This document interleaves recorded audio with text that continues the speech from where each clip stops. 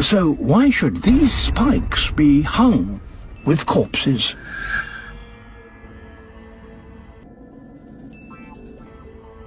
What kind of creature could be responsible for creating such a gruesome scene? There's a mysterious killer at work in this desert. It's a butcherbird. This little songbird uses the spines as a butcher uses his hook to hold its prey as it dismembers it. And with chicks to feed, he also uses the spines as a larder.